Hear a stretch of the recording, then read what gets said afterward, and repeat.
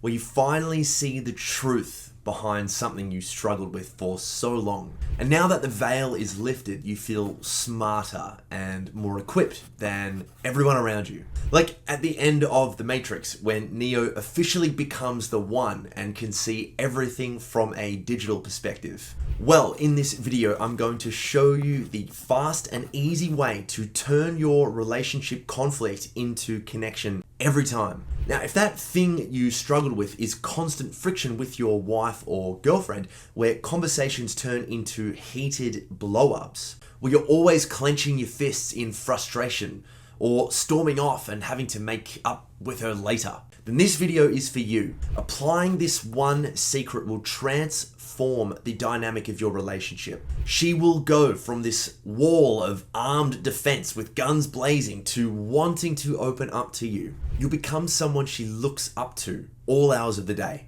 and cuddles up to at night. You'll be that masculine place of unwavering safety and stability, all because you worked smarter, not harder, as the saying goes. And you want to stick around for the third point because it's the equivalent of becoming the Picasso of conversations, a masterful artist who weaves words like a paintbrush. So let's jump in. Now, you may be surprised to hear that men and women have more in common in how we communicate than differences. But the differences we do have are huge. You see, as a man, you naturally approach conversations logically with a focus on the outcome. You see, women, generally speaking, are much more about emotional intimacy and connection. Now, the way I could prove this to you is that if you went up right now and spoke to your wife and girlfriend and you asked her, what is the most annoying thing I do? She would 9 times out of 10, 99 times out of 100, I put all of my money on it, say to you that you always try to fix my problems. You see, by you being overly outcome oriented, what you're actually doing is dismissing her emotional experience in the present moment, and that's causing frustration between you two. So in the masculine paradigm, you're very focused on point A to point B energy. What do I need to do to get to where I'm going? But in the feminine paradigm, it's much more about emotional connectedness and intimacy. And by you trying to get to an outcome, what you're actually trying to do, or how it actually feels to her, is being pulled away from her emotional present experience, and that leads to disconnect. So understanding this big difference is the first step in lifting that veil. It's like the background info you need to know, whereas this next step helps you see the reality that conflict actually is. Here's a fun fact for you. 69% of couple conflict is perpetual, which means it's ongoing, it never ends. Conflict is inevitable.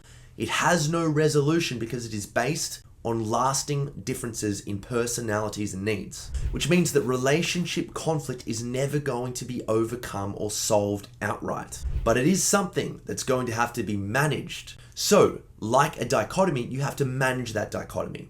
There's no right or wrong side, there's no black or white. It's just a difference in perception, a difference in characteristics. In the powerful movie A Beautiful Mind, a Best Picture winner and one of my absolute favorites, John Nash has to learn, and spoiler alert by the way, for those who haven't seen it, he has to learn to live with his paranoid schizophrenia and the delusions he sees all the time. You see, they can't go away, but he learns to accept them and not entertain them, which would only bring more conflict. Remember, you are balancing masculine and feminine energy, both within you and between you and your partner. Both forces exist in perpetuity. So another way to look at this is that the dance never ends. Most men do things and are therefore outcome oriented because they are looking forward to when they can rest. But as I mentioned earlier, it's like I said, the dance never ends. Equanimity and all that you desire exists in relationship.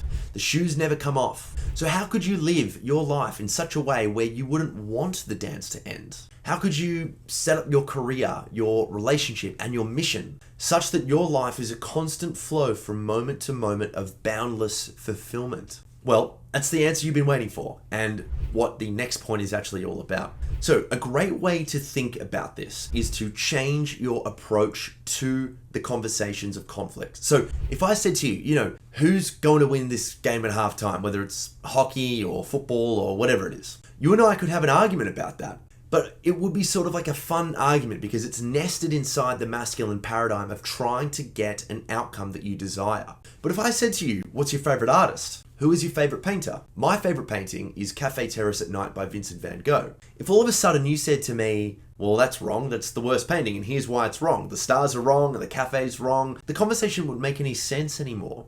Because when it comes to art, there is no right and wrong. It's just subjectivity. It's just perception. It's personal likes and dislikes. So one of the ways to understand this approach of tussling and dancing with those conflicting conversations, as opposed to trying to run away from or fight them, is to see those conversations as an art form. If you see those conversations as an art form, then you don't want to solve them, or you don't want to overcome the problem, or you don't want to avoid the problem, right? You want to dance with the problem because it's not actually even a problem anymore. Like if you said to me, okay, this is why I like Cafe Terrace at Night. It reminds me of home. Well, then I'd be really interested in why it reminds you of your home. And then if you said to me, well, it reminds me of being in the city, you would be just as interested. But then if I said to you, well, it reminds me of being in the city, you would be just as interested in why it reminds me of being in the city, because it's subjectivity perception. It's not because it's right or wrong, but because it's my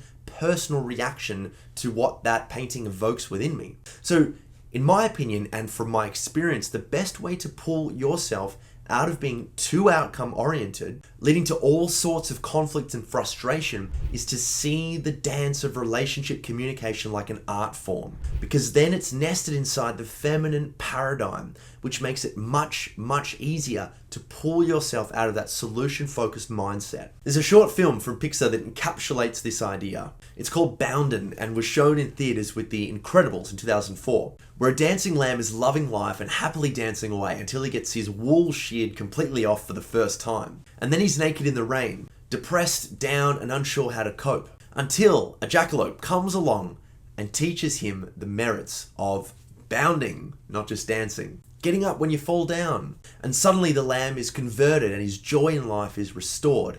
He learns to adapt, accepting that he would routinely get his wool sheared off, and how to dance along with that fact of life instead of dreading it. And this is the key, my friend, when it comes to life, is that because the dance never ends, the best way to play with it is to tussle with it, to see it like an art form, not to see it as a problem that you need to overcome. You being a man, being very, very outcome oriented, I want you to filter all of that energy into where it serves you the most probably in your business or your sport or your goals or your achievements or whatever it is. But when it comes to the relationship with your wife, your partner, your girlfriend, when it comes to managing conflicting conversations, seeing it as an art form, seeing it as a way to tussle with it, seeing it as a way to dance and explore yourself and her subjectivity and perception. That's the way to go about these things. And hey, if you'd like further help in achieving this mindset or transforming your relationship back to what you know it can be, click below to set up a free call with our marriage evaluation team. Together, I know we can craft the right blueprint for success. Because let's face it, man, you deserve nothing less than real happiness. Thanks for watching. Take care.